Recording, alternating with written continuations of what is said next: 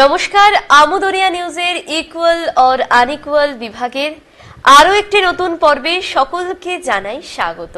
আমি বর্ণা। আজ আমাদের আমোদরিয়া স্টুডিওতে এসেছেন সূর্য সেন কলেজের সমাজ বিজ্ঞানের অধ্যাপিকা শ্রীমতী সঞ্চিতা দাস। আপনাকে আমাদের স্টুডিওতে স্বাগত। নমস্কার বর্ণা। আমাদের বিভাগ ইকুয়াল অর আনইকুয়াল, এখানে এসে আপনার কেমন লাগছে? যখন আপনি বিষয়টা সম্পর্কে জানতে পারলেন যে আমরা এমন একটা অনুষ্ঠান শুরু করেছি, এটা জেনে শুনে আপনার কেমন লাগছে? প্রথম যখন আমি জিনিসটা জানতে পারলাম যে আমাকে এই বিষয়ে বলতে হবে, সেটা দেখেই আমার ভীষণ ভালো লেগেছে। কারণ এই বিষয় নিয়ে আমাদের অনেক কিছু পড়াতে হয়, স্টুডেন্টদের জানাতে হয়। তো আমার ভীষণ ভালো লেগেছে বিষয়টি, তাই আজকে তাড়াহুড়ো করে আসা আর কি। একেবারে। আপনি কেমন আছেন বলুন? ভালো আছি, খুব ভালো। বেশ, আমরা তাহলে আমাদের মূল যে বিষয় সে বিষয়ে এবার ঢুকি। আপনার কেরিয়ারে প্রথম থেকে এখনো অবধি অধ্যাপিকা হিসেবে আপনি কোন কোন অভিজ্ঞতা আপনার হয়েছে এবং সেই অভিজ্ঞতাগুলি একেবারেই অসাধারণ? প্রথমেই বলি যে আমরা যখন বেড়ে উঠি, তোমরা তো অনেকটা ছোট, আমাদের সময়ে ছিল যে আমরা যখন খেলতাম ছোটবেলায়, তখন আমাদের ওই প্রথমেই আসতো যে আমরা টিচার হয়ে কাউকে পড়াচ্ছি। তো মেয়েদের জন্য যেভাবে আমরা বাড়িতেও সবসময় শুনতাম যে টিচার ভীষণ রেসপেক্টফুল একটা জব, টিচিং প্রফেশন, তো সেটা মাথায় ছিল ছোট থেকেই। এবং আমার ভীষণ ভালো লাগতো কথা বলতে, সুন্দর করে গুছিয়ে কথা বলা, কোনো কিছু বোঝানো। আমি যেভাবে শুনতে ভালোবাসতাম, আমি ঠিক ওটাই ছোটবেলায় খেলতাম ও প্র্যাকটিসও করতাম। তারপরে খুব একটা ভাবিনি যে আমি এই ইয়েতেই আসবো, অধ্যাপিকাই হব বড় হয়ে। কিন্তু ছিল, মাথায় একটা ছিল যে আমি পড়াবো, স্টুডেন্টদের পড়াবো। হ্যাঁ, তো সেখান থেকেই আসা এবং জার্নি চলছে, ভালো লাগছে এখন। আর অভিজ্ঞতা বলতে প্রথম যখন দেখো, মানুষ তো একটা ভেবে থাকে যে পড়াবো, এটা একটা ভাবনা। তারপরে যখন রিয়ালিটিতে আসে ওটা, তখন যেন একটা ভয় হয়ও যে সত্যি কি আমি পারবো সেটা। হ্যাঁ, এটা একটা থাকে। তো যাই হোক, তেমনিভাবে আমি যখন মাস্টার্স কমপ্লিট করলাম, তো এমন একটা সুযোগ এলো আমার কাছে। তখন শিলিগুড়ি কলেজে আমি পার্ট টাইম গেস্ট লেকচারার হিসেবে প্রথমে জয়েন করেছিলাম। তো প্রথম দিনের অভিজ্ঞতাই বলি তোমাকে। ভীষণ ভয় লাগছিল। মর্নিংয়ে তখন সূর্য সেন কলেজের ক্লাস চলতো এখানে। প্রথমে এসে ভাবলাম যে হয়তো পারবো না, ক্লাসে যাব কি পড়াবো, এত বড় বড় ছাত্রছাত্রী। প্রথমে আগে তো ভাবতাম যে ছোটদের পড়াবো, হ্যাঁ, একদম কলেজ লেভেলে প্রথমেই পড়াবো, সেটা ভাবিনি। যাই হোক, তখন আমাদের শিলিগুড়ি কলেজে বেল দিতেন ঝাঁঝি বলে, উনি তো পরিচিত। তো ওনাকে বললাম, ঝাঁঝি আমার সাথে একটু চলুন না, তার ক্লাসরুম অবধি ভয় লাগছে। তো উনি বললেন, আরে ম্যাডাম আসুন আসুন। হ্যাঁ, তারপরে গেলাম। যাওয়ার পরে যখন ডায়াসে উঠলাম না, তখন জানি না কেমন একটা অন্যরকম অনুভূতি যে আমি তো কিছুটা হলেও ওদের থেকে বেশি জানি।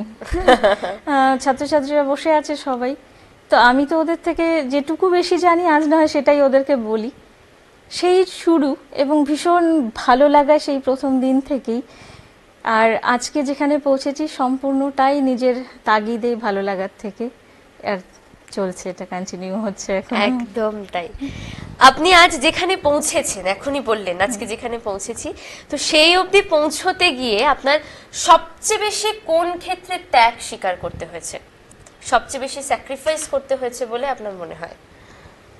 ত্যাগ স্বীকার করা আমার মনে হয় যে আমাদের প্রত্যেকেরই দৈনন্দিন জীবনে একটা কিছু করতে গেলে আরেকটা কিছু কম হয়। হ্যাঁ, তো আমি বলবো যারা আমরা কর্মক্ষেত্রে আছি, আমরা যারা কাজ করছি বাইরে বেরিয়ে, তাদের না পরিবারকে সময় দেওয়াটা আমার মনে হয় অনেকটা কম হয়। এবং তাতে করে যেটা হয়, আমরা কাজের ক্ষেত্রে যখন কাজটা করি তখন আমাদের ব্যাক অফ দ্য মাইন্ড চলতে থাকে যে বাড়িতে তো এটা ছিল, এই কাজটা ফেলে এসেছি, বা ওটা আমি দেখতে পারলাম না, কোনো অনুষ্ঠানে হয়তো আমি যেতে পারলাম না। তো একটা সামাজিক দায়বদ্ধতা তো থাকে, আর কাজের ক্ষেত্রে তো অবশ্যই থাকে, কর্মক্ষেত্রের একটা দায়বদ্ধতা থাকে। সেক্ষেত্রে আমাদের মনে হয় আমরা যারা কর্মরতা তাদের পরিবারের ক্ষেত্রে সময় অনেকটা কম দিতে পারি, এবং তাতে করে হয়তো আমরা মানিয়ে গুছিয়ে নিয়ে নিই পরবর্তীতে, কিন্তু কোথাও একটা ত্যাগ থাকে, সব সময় সময়টা দিতে পারি না। তো আবার এটাও হয় যে আমরা পরিবারের পিছু টানে অনেক সময় কর্মক্ষেত্রেও কিছু কিছু ক্ষেত্রে হয়তো আমাদের অনেক কিছু ত্যাগ করতে হয়। একেবারেই তাই। আপনি শিলিগুড়ি কলেজ থেকে তারপর কবে সূর্য সেন কলেজে জয়েন করলেন? সূর্য সেন কলেজে জয়েন করেছি আমি 2005-এ। আচ্ছা। হ্যাঁ, তার আগে শিলিগুড়ি কলেজে গেস্ট লেকচারার হিসেবে পড়িয়েছি কিছুদিন, আর তখন থেকেই এখন চলছে। একেবারেই। আপনার যারা পরের প্রজন্ম রয়েছে, তারা যারা এই রকম শীর্ষে পৌঁছতে চায়, তাদের আপনি কি টিপস দেবেন? পরবর্তী প্রজন্মের কাছে আমার প্রথম যে বার্তা দেওয়ার আছে সেটা হলো পড়াশোনাটাকে ভালোবাসতে হবে। পড়াশোনাটা একটা ম্যাজিকের মতো, ভালো লাগা। যারা এর মধ্যে ডুব দিতে পারবে, যাদের মনে হবে যে জ্ঞান এমন একটা জিনিস যেটা মানে যার জানার মধ্যে কোনো শেষ সীমানা নেই, এবং যেটা জানতে পারলে তুমি বুঝতে পারবে যে আমি অন্যদের থেকে কিছুটা হলেও আলাদা। সেটা সবসময় এটা নয় যে আমাকে শিক্ষকতা করতে হবে, এবং জীবনের প্রতিটি জায়গায় আমার মনে হয় যে মানুষকে এমনভাবে তৈরি হয়ে থাকার দরকার যাতে কিনা তারা প্রত্যেকটি কাজ খুব ভালোভাবে করতে পারে। তার জন্য শিক্ষা এবং নিজেকে তৈরি রাখাটা খুব জরুরি। এবং শিক্ষকতা এমন একটা মানে প্রফেশন, সেখানে আমার মনে হয় যে অনেক কিছু শেয়ার করা যায়, নিজের ভাবনা শেয়ার করা যায়, অনেক কিছু শেখানো যায়, অনেক কিছু শেখা যায়। এটা একটা অনগোয়িং প্রসেস, এবং আমরা বলি না, যেহেতু আমি সোশ্যোলজি পড়াই, তো সোশ্যালাইজেশন একটা প্রসেস, যে প্রসেসের মধ্যে আমরা লাইফ লং শিখছি, এবং এই শেখাটা আমার মনে হয় শিক্ষকতার জগতে থাকলে আরও অনেকটা বেশিভাবে আমরা এর মধ্যে ইনভলভ হতে পারি। আমরা অন্যান্যদের থেকে হয়তো আরও 2-4টে বই বেশি পড়ি, হ্যাঁ, এবং আমরা ছাত্রছাত্রীদের অনুপ্রেরণা দিই যে তোমরাও বই পড়ো। বই পড়ার মধ্যে যে আনন্দটা, সেটা আমার মনে হয় যে প্রত্যেকেই এই জায়গায় আসতে হবে, যে আমি এই মানসিকতায় আর কি, যে বই পড়বো, বইকে ভালোবাসো, বই পড়ো, তাহলেই তোমরা যে কোনো প্রফেশনেই আসতে পারবে এবং সেখানেই তোমরা সাফল্য লাভ করতে পারবে। একদমই তাই। আপনার জীবনে সবচেয়ে বেশি ঝুঁকি নেওয়ার ঘটনা কোনটি? ঝুঁকি নেওয়ার ঘটনা, আমি আসলে আমার সাথে কথা বলে, বা যেহেতু আমি তোমার শিক্ষিকা, যতটা মনে হয় যে আমি হয়তো সব চুপচাপ মেনে নিই, আসলে সেটা নয়। আমার কাছে খুব লজিক্যাল জিনিসকে আমি মেনে নিতে পারি, কিন্তু ইললজিক্যাল কিছু জিনিস যদি হয়, সেটা আমাদের সকলের জীবনেই ঘটতে পারে, যে কোনো, সেটা সম্পর্কের ক্ষেত্রে হতে পারে, পারিবারিক জীবনে আরও নানা ক্ষেত্রে হতে পারে। আমি কম্প্রোমাইজ করতে পারি না। কম্প্রোমাইজ ইন দ্যাট সেন্স কি, মানুষের তো একটা সেলফ রেসপেক্ট থাকে, সেই সেলফ রেসপেক্টের জায়গায় তোমাকে যদি বারংবার আঘাত করা হয়, তো সেটা আমার মনে হয় যে যাকে সেই আঘাতটা করা হচ্ছে সে অনেকটা শক্ত হয়ে যায়। তো এরকম অনেক ক্ষেত্রেই হয়েছে, আমার জীবনেও হয়েছে। বিভিন্ন সময় এসেছে যখন আমাকে সেই সময়গুলোকে আমাকে ফেস করতে হয়েছে, এবং আমি সেটা খুব সুন্দরভাবেই করতে পেরেছি, ঠান্ডা মাথায় করতে পেরেছি, এবং আমার মনে হয় যেটা করতে পেরেছি সেটা ভালোর জন্য করেছি। হ্যাঁ, সেটা নিয়ে আমি গ্রেটফুল। একদমই তাই। আপনি কিভাবে ছাত্রছাত্রীদের অনুপ্রাণিত করেন, বা ধরুন ছাত্রছাত্রীদের থেকে কোনো একটা কাজ দিলেন, সেই কাজটা আদায় করার যে একটা ব্যাপার, সেটা আপনি কিভাবে করেন? ছাত্রছাত্রীদের সঙ্গে আমি যেটা করি, ওদেরকে আমি খুব বন্ধুর মতো মিশি ওদের সাথে, এবং সেটা ওদেরকে আমি এটাই চেষ্টা করি বোঝাতে যে ভয়ের কোনো ব্যাপার নেই, কোনো কিছু তোমরা যা, আমি যখন ক্লাসে লেকচার ডেলিভার করি তখনও তাদেরকে বলি যে তোমাদের যা কোয়েরি থাকবে তোমরা করতে পারো, হ্যাঁ, এবং তোমরা যা করবে তাতে যতটা হেল্প করার আমি করব, কিন্তু কাজটা তোমাদের করতে হবে। এবং তাদেরকে চেষ্টা করি যে ওরা কি চাইছে আমার কাছে, সেটা বোঝা কতটা সহজ করে একদম। একটা যে কোনো টপিককে কতটা সহজ করে বোঝানো যায়, সেটা যখন আমি ওদের ক্লাস ইন্টারাকশনে করে থাকি তখন না ওদের মধ্যে সেই ডিপেন্ডেন্সিটা, সেই কনফিডেন্সটা ডেভেলপ করে, এবং ওরা বাকি কাজগুলো আমরা যা দিই করে দেয়, ওরা খুব একটা অসুবিধে হয় না। একদমই তাই, কারণ তখন সেই মুহূর্তে যখন যে জিনিসটা বুঝে যাব, হ্যাঁ, হ্যাঁ। তো সেখানে একটা ভালো লাগা হ্যাঁ, কাজ ভালো করবে। লাগা কাজ আর করবে। ভালো লেগে তো কাজ করা কমপ্লিট করাই যায়, একেবারেই তাই। আপনার পারিবারিক জীবন সম্পর্কে? পরিবারে আমার সকলেই আছেন, হ্যাঁ, বা পরিবারে আমার হাজব্যান্ড, আমার মা, শাশুড়ি মা, মেয়ে, সবাই সবাই আছে, সবাইকে নিয়ে খুব ভালো আছি। এবং পরিবার বলতে আমার মনে হয় কি যে যেহেতু আমি শিক্ষকতা জগতে আছি, প্রতি বছর প্রচুর প্রচুর ছেলে মেয়ে আমাদের একদম। আসে, এবং তারা আমাদের ছেলে মেয়েদের থেকে কিছু অংশে কম নয়।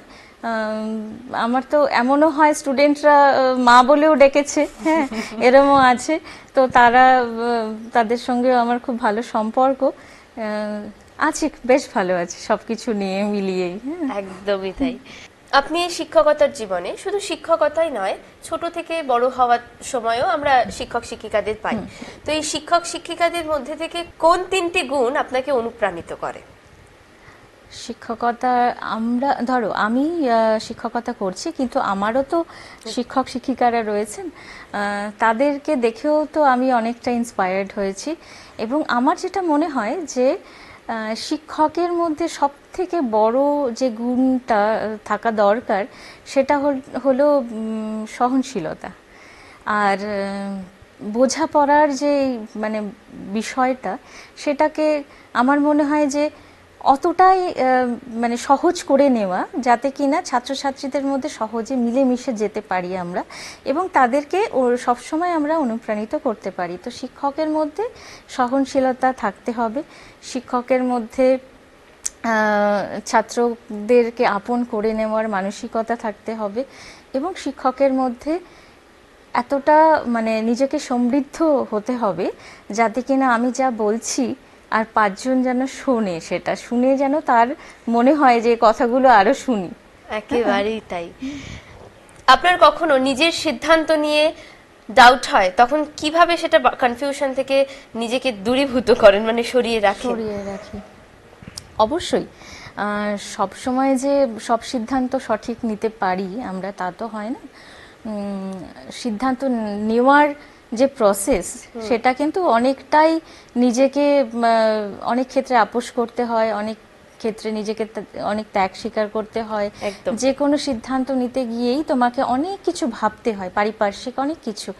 কিন্তু তারপরেও আমরা যখন সেই সিদ্ধান্ত নিয়ে ফেলি, তারপরে আমার মনে হয় সিদ্ধান্ত নেওয়ার পরে আর ভেবে কিছু লাভ নেই।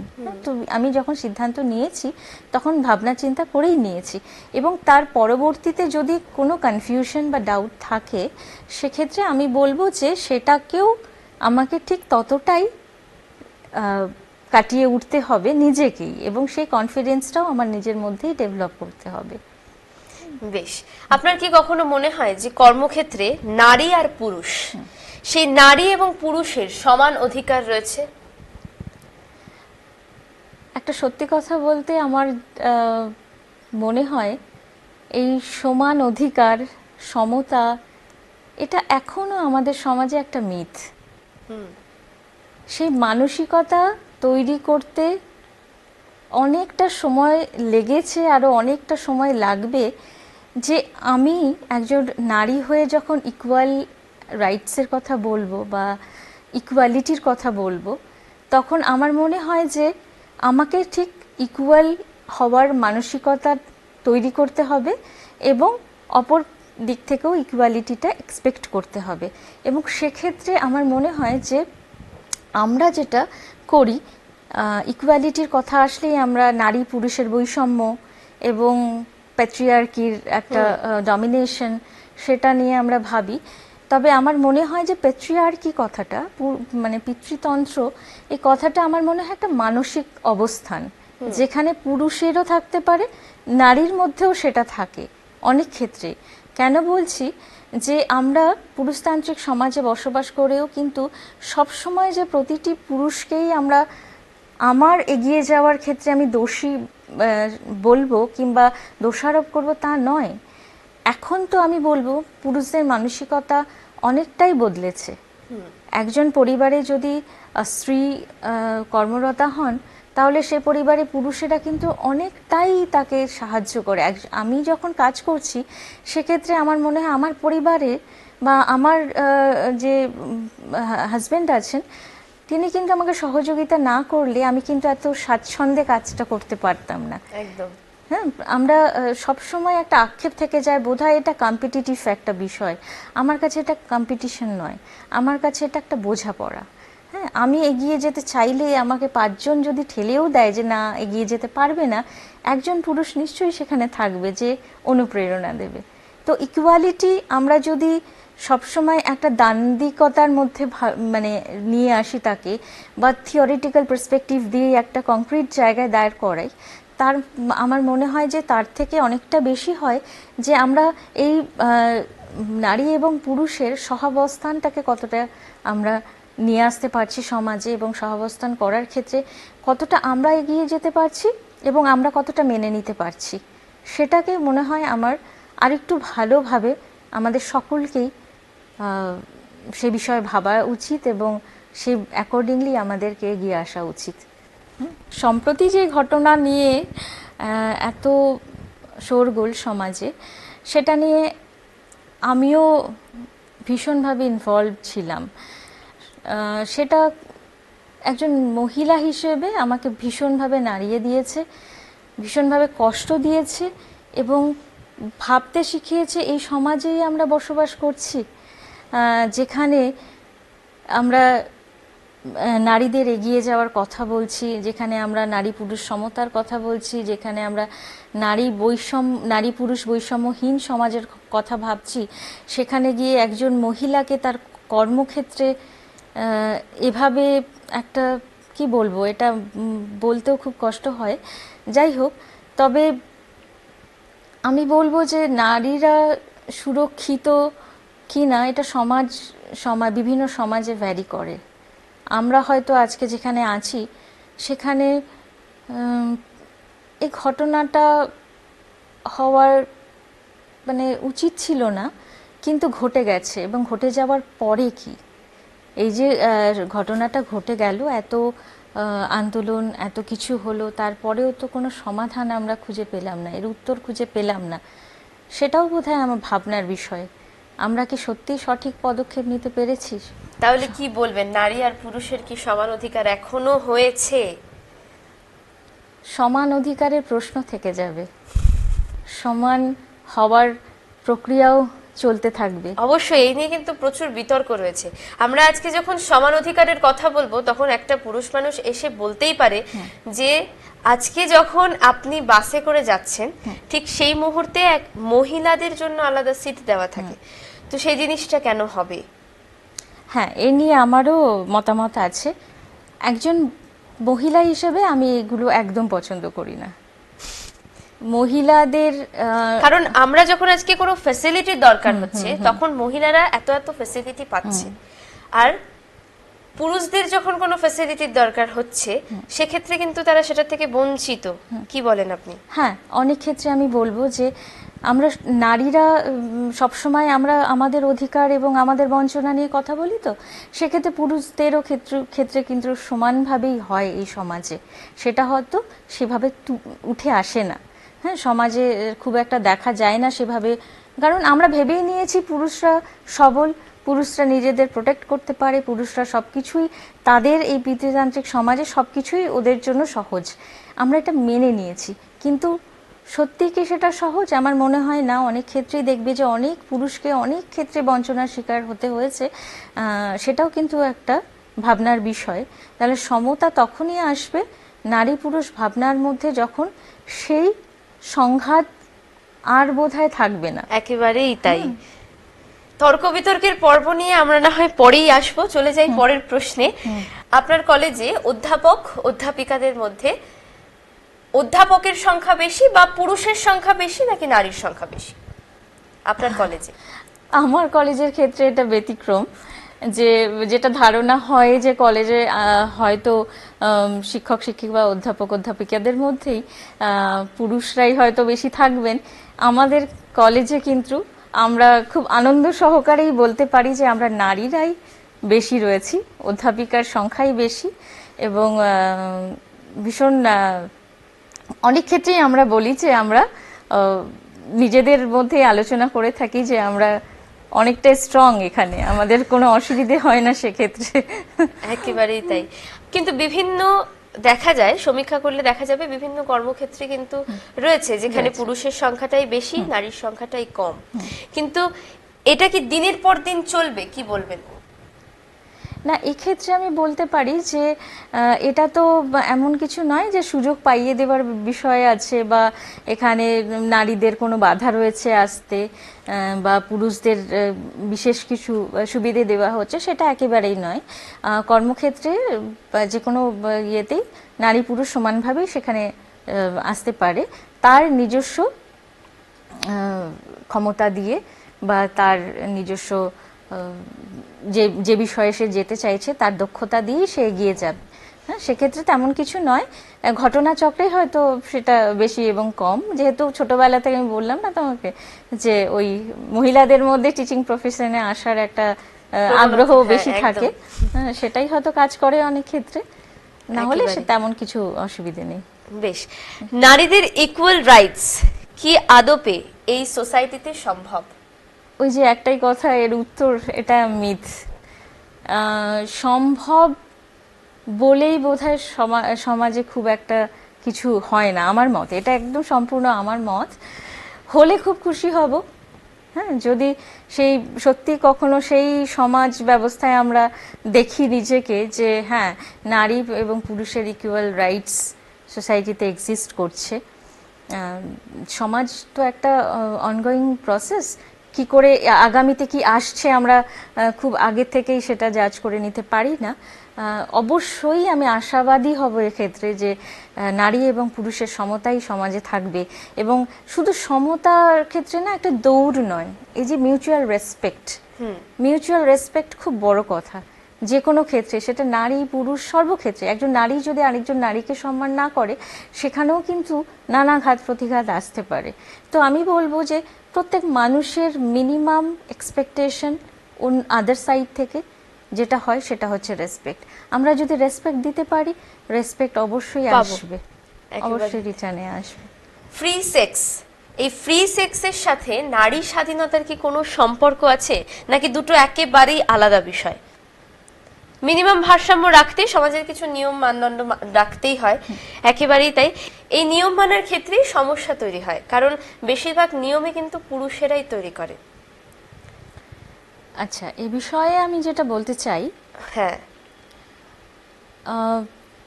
সমাজে কিছু বাঁধন থাকতে হবে। আমরা হিউম্যান নেচার যেটা, আমরা কিন্তু আমরা সবসময় একটা খারাপ দিকে এগিয়ে যেতে চেষ্টা করি। হ্যাঁ, এবার তার মানে সেই খারাপ দিকে এগিয়ে যাওয়ার রেঞ্জটা কতটা হবে সেটা আমরা বুঝতে পারি না। যার জন্যই কিন্তু সমাজে এত নিয়ম কানুনের ব্যবস্থা। আমি যখন ট্রাফিক সিগন্যাল মানব না, ট্রাফিক সিগন্যাল যেখানে দেওয়া আছে সেটা যদি না মেনে আমি এগিয়ে যাই, আমি তো এগিয়ে যাব, তার সঙ্গে হয়তো অন্য আরেকজনের ক্ষতি হয়ে যেতে পারে। তো সমাজ যেভাবে নিয়ম ঠিক করে দিয়েছে, সেটা যে সম্পূর্ণ কংক্রিট ওইভাবেই মান্যতা দিতে হবে সেটাতেও আমি বিশ্বাস করি না। আমি একটা লিবারেল মানসিকতা নিয়েই মানে নিজের ভাবনা চিন্তাকে সেভাবেই নার্চার করেছি। তবে আমি বলবো যে ফ্রি সেক্স এটা কিন্তু একদমই একটা ব্যক্তিগত বিষয়। হ্যাঁ, সেটা যখন সমাজের ক্ষেত্রে সেটা যদি ক্ষতিকারক হয়ে দাঁড়ায়, তখন নিশ্চয়ই সেখানে কিছু বাঁধনের প্রয়োজন আছে। এবং বাকিটা যে তোমাকে আমি কোনো কিছু করতে অ্যাজ অ্যান ইন্ডিভিজুয়াল আমি আরেকজনকে একদম এক্সট্রিমলি না করতে পারি কি না, সেটা আমাকেও ভাবতে হবে। আমি বিশ্বাস করি যে যেটুকু করলে সমাজের ক্ষতি হয় না, সমাজ আমার কাছ থেকেও কিছু অনুপ্রেরণা পায়, তো সমাজের আর 5 জন হয়তো পায়, সেক্ষেত্রে আমাকেও একটা নিজের মানদণ্ড মানে ঠিক করে নিতে হবে, যাতে কিনা তাতে করে আমার সমাজের কোনো ক্ষতি না হয়ে যায়। সেটাই আমার মনে হয় দেখলে ভালো হয়। বাকিটা আমি কখনোই বলবো না যে কোনো একজন মানুষ, একজন মহিলাই সেটা করতে পারবে না, একজন পুরুষ সেটা করতে পারবে, সেটাকেই ধরে বসে থাকতে হবে, এটা নয়। ফ্রি সেক্স বা এই ধরনের যাদের মানে সমাজে থাকতে গিয়ে যাদের এটা পছন্দ, তারা সেটা করতেই পারে, তবে সেটা তাদের ব্যক্তিগত ব্যাপার। এটাতে আমার তেমন একটা মতামত নেই। বেশ, আজ তবে আমাদের আলোচনা আমরা এখানেই শেষ করি। অবশ্যই আমরা ইকুয়াল অর আনইকুয়াল বিভাগে বিতর্ক পর্যায়ে আপনাকে আরো একবার পাবো, অবশ্যই এই আশা রাখছি। তবে আমাদের এই যাত্রা এখন সবে শুরু, তাই খুব সামান্য আলোচনার মধ্য দিয়ে গেলেও পরবর্তীতে কিন্তু তর্ক বিতর্কের একটা পর্ব থাকলেও থাকতে পারে। তাই আজ আমাদের স্টুডিওতে যিনি এসেছেন, সূর্য সেন কলেজের অধ্যাপিকা শ্রীমতী সঞ্চিতা দাস, ওনাকে অনেক অনেক ধন্যবাদ। এত ব্যস্ততার মাঝেও আপনি এসেছেন। ধন্যবাদ। আমি আসতে পেরে খুশি, এখানে ভালো লাগছে। এরকম আরো পর্ব আসবে আশা করি বিভিন্ন বিষয়ে। একেবারেই তাই, সময় সুযোগ বুঝে যদি কখনো হয় আবার আসবো। একদমই তাই। তবে আজ আমাদের ইকুয়াল আর আনইকুয়ালের এই পর্ব আমরা এখানেই শেষ করছি। সবাই খুব ভালো থাকবেন, সুস্থ থাকবেন। এই রকমই আরো কিছু ইকুয়াল অর আনইকুয়ালের গল্প নিয়ে আমরা কিন্তু হাজির থাকবো ঠিক দুপুর 3:30। চোখ রাখুন আমুদরিয়া নিউজের ইকুয়াল অর আনইকুয়াল বিভাগে। ধন্যবাদ।